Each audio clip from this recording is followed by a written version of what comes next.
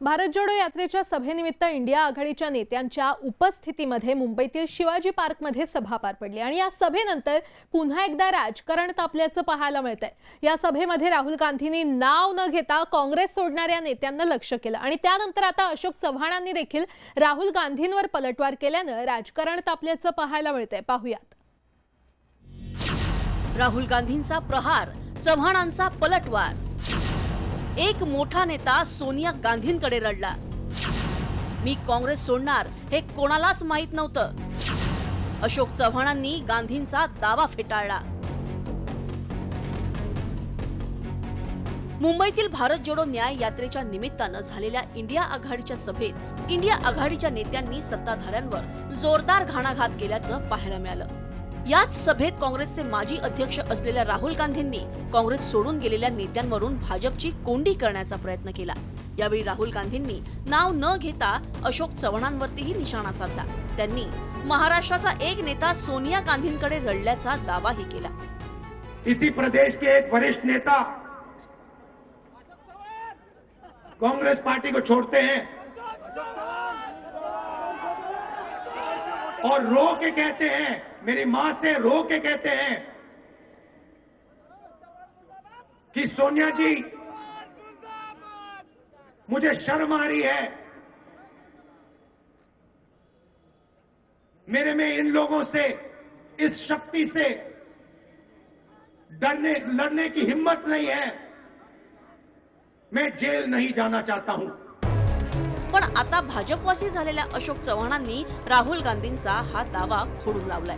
राहुल गांधींच्या या विधानावर हास्यास्पद टोला लगावत आपण सोनिया गांधींना भेटलोच नसल्याचं अशोक चव्हाणांनी स्पष्ट केलंय। जर ते माझ्या संदर्भातलं असेल तर ते हास्यास्पद आहे, इलॉजिकल आहे असंच मला या ठिकाणी म्हणावं लागेल। कारण की मी कधीही पहिली गोष्ट म्हणजे मी सोनिया गांधींना भेटलेलो नाही। त्यामुळे मी सोनिया गांधींकडे भेटून माझी काही भावना व्यक्त केल्या संदर्भातलं जे विधान झालेलं आहे ते चुकीचं आहे, दिशाभूल करणारं आहे आणि त्याच्यामध्ये काही तथ्य नाही आहे, पहिली गोष्ट। दुसरी गोष्ट अशी आहे की मी शेवटच्या क्षणापर्यंत काँग्रेस पक्षाच्या मुख्यालयामध्ये पक्षाचं काम करत राहिलेलो आहे। त्यामुळे मी पक्ष सोडेपर्यंत माझ्या पक्ष सोडण्याची माहिती कोणालाही नव्हती, ही त्यातलं वास्तव आहे।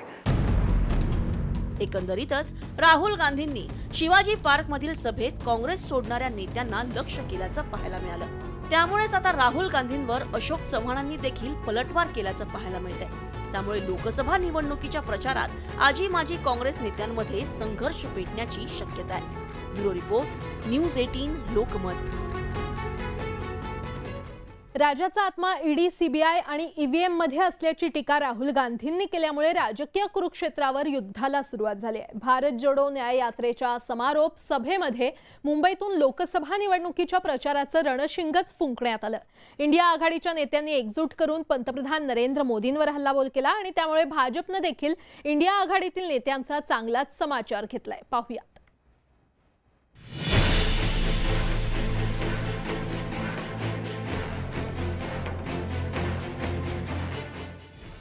मुंबईत छत्रपती शिवाजी पार्कच्या मैदानातून इंडिया आघाडीच्या नेत्यांनी भाजपवर तोफ डागत राजकीय तलवारी उपसल्या। सर्वच नेत्यांनी भाजपसह थेट पंतप्रधान नरेंद्र मोदींवर निशाणा साधला। ईव्हीएम शिवाय भाजप जिंकूच शकत नाही असा दावा राहुल गांधींनी केला। तसंच केंद्र सरकारच्या धोरणांवरही सडकून टीका केली। राजा की आत्मा ईवीएम में है, सही है, सही है। राजा की आत्मा ईवीएम में है।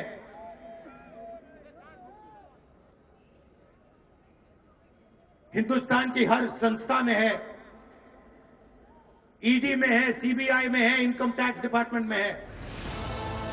राहुल गांधींपाठोपाठ एकेकाळी भाजपसोबत युतीत असलेल्या उद्धव ठाकरेंनीही जिव्हारी लागणारी टीका केली। देशात भाजपसोबत कोणताही पक्ष नव्हता त्यावेळी शिवसेनेनं युती केली होती याची आठवण उद्धव ठाकरेंनी करून दिली। तर भाजपकडून मतदारांची दिशाभूल केली जात असल्याचा आरोप शरद पवारांनी केला। हर दिन टेलीविजन पर एक झूठी बात सुनते थे, मोदी जी की गारंटी।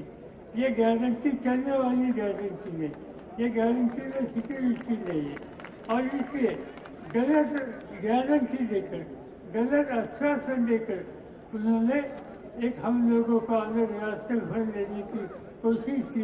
भाजपा एक फुगा आहे आणि मला वाईट एका गोष्टीचं वाटतं की या फुग्यामध्ये हवा भरण्याचं काम आम्हीच केलं होतं। संपूर्ण देशात त्यांचे 2 खासदार होते, त्या फुग्यामध्ये आम्ही हवा भरली आणि त्यांच्या आता डोक्यामध्ये हवा गेली।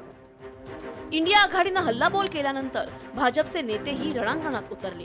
विरोधकांनी केलेल्या प्रत्येक आरोपाला भाजपकडून जशास तसं उत्तर देण्यात आलं। इंडिया आघाडीच्या नेत्यांनी देशातील नागरिकांचा विश्वास गमावला असल्याची टीका भाजपनं केली, तर उद्धव ठाकरेंना हिंदुत्वाचा विसर पडल्याचा आरोप चंद्रशेखर बावनकुळेंनी केला।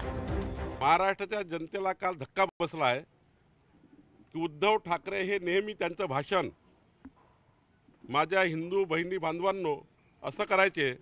काल त्यांनी हिंदू बहिणी बांधवांचाही उल्लेख केला नाही। शेवटी मताच्या राजकारणाकरता उद्धव ठाकरे इतकी लाचारी पत्करली आहे। निवडणुकीच्या प्रचाराचा आता खऱ्या अर्थानं नारळ फुटलाय। आचारसंहिता जाहीर झाल्याच्या दुसऱ्याच दिवसापासून सत्ताधारी आणि विरोधकांनी आक्रमक पवित्रा घेत रणांगणात शड्डू ठोकलाय। परिणामी ही राजकीय लढाई दिवसागणिक भीषण होणार असल्याचं स्पष्ट झालंय। Bureau report, news 18 Lokmat. हे सगळे महत्त्वाचे रिपोर्ट पाहिल्यानंतर आमच्या या विशेष कार्यक्रमामध्ये वेळ झाली इथेच थांबण्याची। मात्र ताज्या बातम्यांसाठी तुम्ही पाहत रहा न्यूज 18 लोकमत।